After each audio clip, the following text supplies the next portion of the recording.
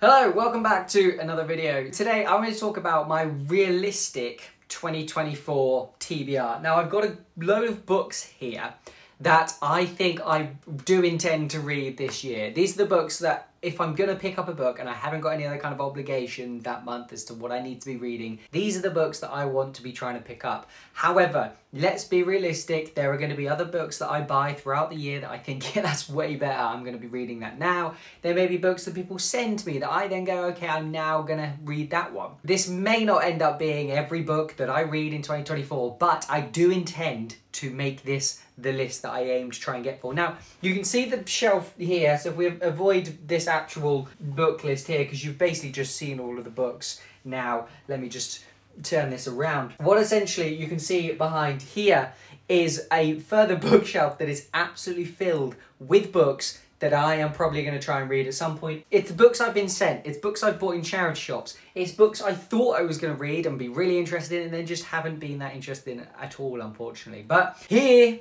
is the list of books that I think I'm going to get into. So let's start with, and there's going to be no rhyme or reason to these, but I'm going to try and give you every single book and why I think I'm going to get into it, why I think it's a book that I can read in 2024, and then maybe I'll try and give you like a little synopsis of what it's about as well, because obviously the reason I want to try and read these is because there's something about them I want to try and read. So let's get into it. So we're going to start with 3 Freida McFadden books. Now the reason I think I'm going to be able to read these this kind of year is because on Libby, which is the app I use to essentially pick up my audiobooks, is the options to pick up Freida McFadden's selection at the moment, and the inmate and the teacher and the co-worker I have physical copies of and are also available to loan at the library, which is what Libby is. Now what this essentially should mean is that if I ever come to a point where I'm a bit low on reading, I just want to get a quick book in to make myself feel productive, or I want something really easy to read, Freida McFadden is the absolute perfect place to go with that. You know what you're getting with Freida McFadden. You're getting usually a female-led thriller story where there's either a twist in the middle, there's a twist at the end, the chapters are short, the writing's really easy,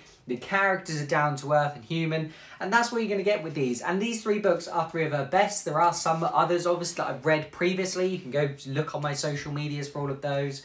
But also, I think these are 3 that I've seen around quite a bit. And then there's another book called One by One, which I kind of want to read, because that's right up my street, where basically I think a group of people go off somewhere and end up dying one by one.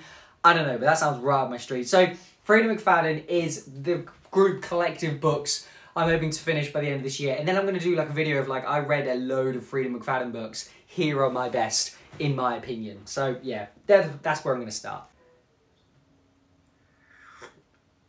Oh, that's hot still. Legends and Lattes by Travis Baldree, which is a book I think is fantasy. It's called Cozy Fantasy. I don't really know what Cozy Fantasy is, but it's got really good reviews. There's a sequel. I was going to read it a while ago, but the front cover for it I wasn't a big fan of, but they released this new kind of front cover, and the new one's in this new front cover style, so I'm glad of that. I will be reading this at some point. It's not too long either, and the writing's quite big, so I'm looking forward to having what's considered a good, short, fantasy cozy read, because that's not something I've heard of more often. So that's going to be a book that I'm going to read this year. Thunderclap by Laura Cumming. I don't know why I said that oddly. Laura Cumming. Now, I'm a bit nervous about this one because I put it on the list not really looking into what it's even about. It was literally one of the most voted, so I stuck it in there. I bought it. The book is oddly heavy. Like, holding this is oddly heavy for a paperback. I think it's because there are photos in here, though that doesn't weigh down the page. I think the paper's quite thick. I know it sounds dumb, but the paper's quite thick. But this is a kind of, I'm not 100% sure what it's about. I think it's kind of an understanding or a description of a gunpowder explosion in 1654 told through photographs by Laura Cumming, who is a journalist, winner of the Writers' Prize 2024 for non-fiction. It's not a fiction, it's non-fiction. I don't read a lot of non-fiction. I'm a bit nervous as to whether this is actually going to be any good or not, but we'll see. I'm excited because people have said it's amazing, people recommended it, so we'll see if it's something that inevitably ends up being something that's up my street. So that's Thunderclap by Laura Cumming. Nothing weird about the last name like I tried to do last time. So another book I want to try and get through this year is Happy Place by Emily Henry. Now, I think I'm going to take this on holiday with me over the next couple of weeks or so. I'm not a big romance fan. I find a lot of modern romance really quite cringy. I think it is generally not the best thing going on in literature at the moment. I think there's too much of this a good-looking person meets another good-looking person and they can't be with each other for some reason, but they end up being with each other, and it's obvious they're going to be with each other from the start, so I don't get it, and it's often quite sexual. I just don't enjoy that. But Emily Henry has a lot of positive things said about her. I can appreciate a good romance. One Day by David Nichols was fantastic. That was a modern romance. I was really impressed by that. And this feels quite beachy in that it feels quite summery. A group of friends, I think, essentially go on holiday, and a couple of them are meant to be like a happy couple, but they're not necessarily a happy couple. So things come unfolded there. But I like the idea that they're on holiday and it's summer and things are happy and they're young. And that's kind of thing I do want to look for in a book at the moment. So I feel like that's something I might read over the next couple of weeks or so. So that's Happy Place by Emily Henry. This next book is a book I'm going to read relatively soon, mainly because I'm borrowing it at the moment off my mum and dad. It's Life After Life by Kate Atkinson. Again, I think I have no idea, but I think I put up something about a Kate Atkinson book on my social media and everyone said, oh my God, have you read Life After Life? And I said no. And I think I put up another one actually that said, a tweet or a post that said, what's one book that you finished and you just wanted to put down and clap and applaud and say, wow, that was incredible. And again, people said Life After Life by Kate Atkinson. So that's why this is on this list. During a snowstorm in England 1910, a baby is born and dies before she can even take her first breath. During a snowstorm in England 1910, the same baby is born and lives to tell the tale. What if there are second chances and third chances, in fact, an infinite number of chances to live your life? Would you eventually be able to save the world from its own inevitable destiny? And would you even want to? That sounds fascinating. It's going to be a long one. It's quite a thick book. There are over 500, nearly 600 pages in it, so it's going to be a long one, but I do really want to read it at some point this year. It'll be my first Kate Atkinson as well, which I think for a booktoker or a booktuber or a bookstagrammer is not a big thing to say, but I think if you're like a big reader, I think Kate Atkinson is one of those authors that a lot of people think you should be reading. Hope this is cooler now. Ah, no.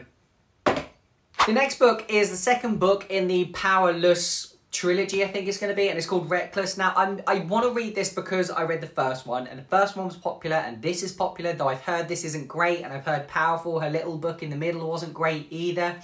What is worse to hear about this is even the author herself did a video where she said, it may not have had all the action, there's not a lot going on it, but you've got a lot of character building this, and that's my least favourite thing about the first book.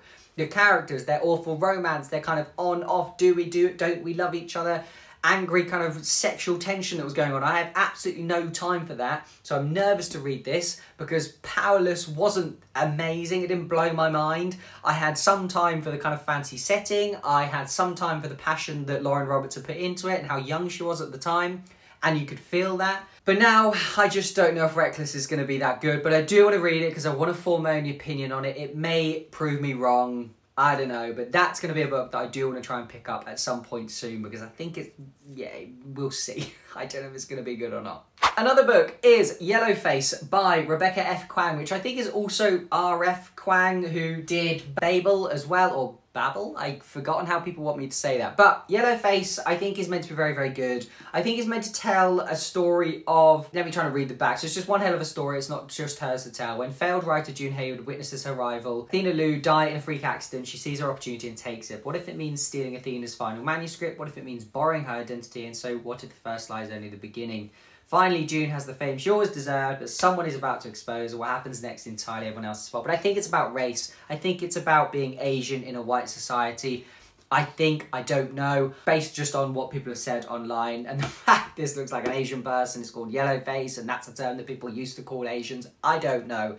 Am I being presumptive? Am I even being racist? I don't know. But I'm quite excited to read it because it's got some really, really positive reviews. I think it was a book of the year for quite a few people when it came out. So we'll see if this is good. I wasn't a big Babel fan, but I am looking forward to this one still by Rebecca F. Kuang. So that's Yellowface. Another book that I'm quite interested to read. Now, this may not be one that I read this year, but I think if I'm feeling like I want a thriller or I want something where I have absolutely no idea what I'm going into and it sounds quite interesting, or people have just said really good things about it, In the Blink of an Eye by Joe Callahan recently won an award for like Thriller of the Year or something like this, or Book of the Year, somewhere I don't know. But it won an award, really, really impressive, apparently. I picked this up for £1 in a charity shop, which blows my mind. The front cover wasn't fantastic. It's not a great front cover. They probably should rebrand it. I think if they rebranded the front cover, they might do a lot better with the sales of this one. But Heard really positive things about it. Heard that it's a book that you should really give a go. And when I posted about it that I picked up from the charity shop, a lot of people said that was really impressive. So that's In the Blink of an Eye by Joe Callahan. We'll see if it's as good as people say it's supposed to be. Oh, right. Are we at a cool setting yet? I mean, it's borderline hot, but it's okay. It's drinkable. I'll be ready by the next time I pick up another book. The next book is The Cuckoo's Calling by Robert Galbraith, or J.K. Rowling. Basically, this is the J.K. Rowling's first foray into non-Harry Pottery stuff. I mean, it's not her first, she did other stuff, but this is the attempt where she was kind of saying, I don't want to be known for Harry Potter. I can't put J.K. Rowling on something because people will just be like, why is it not fancy? Why has it not got wizards? Blah, blah. So she put on a pen name of Robert Galbraith and started The Cuckoo's Calling. And this is a detective series about Cormoran Strike. Now, the reason I'm interested in it is my parents have read it, said it's very good. A lot of people have read it, said it's very good. It's also quite a long thriller. The first one isn't too long. We're talking just over 500 pages. That's quite long for a thriller.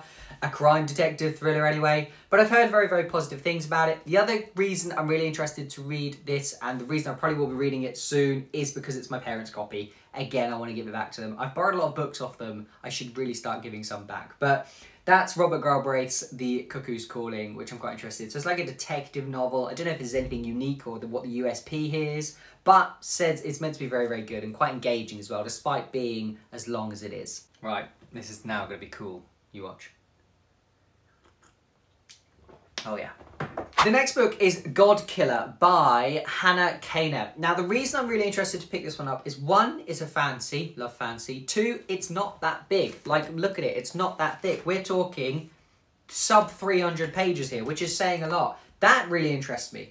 What then interests me is everybody that's read it said it's really, really impressive. There's also a sequel either coming out or is about to come out, something like this. So again, there's kind of a continuation. If I like it, I know there's more of it. Also, the front cover is absolutely stunning. The sequel's front cover is absolutely stunning. There's not a lot to not like about the idea of reading it. The idea here is that there are gods in the world. Somebody called Kissen saw her family killed by a god, and therefore she wants to get revenge. I don't know. There's a lot going on in here, but it's short, it's fancy, it looks exciting. I'm interested to read it. Have you read it? Let me know if you've read any of these books so far. Let me know if there's something in here that you think is, yeah, you should definitely be picking that up as his next read. But that's God Killer by Hannah Kaner. Has anybody read this one? What did you think of that? That's going to be on my read soon, I think, because I'm on a bit of a fancy kick at the moment. Speaking of fancy, Brandon Sanderson is my favourite fancy author without a doubt. The way he writes is so easy, it's so approachable, it's so poignant, it's so there. It doesn't try to be fancy, long, flamboyant words. He's got personality in a lot of his characters. And apparently Tress of the Emerald Sea is a little bit funnier than a lot of his other books. Now, all of his books have a bit of personality in them that you think, yeah, that's quite interesting. That's really, really impressive. There's somebody outside right now doing something a bit odd.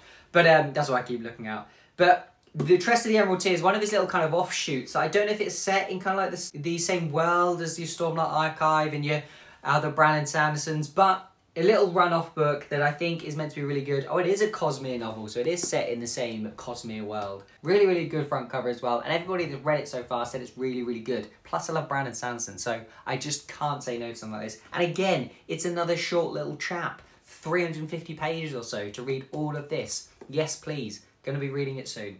Gosh.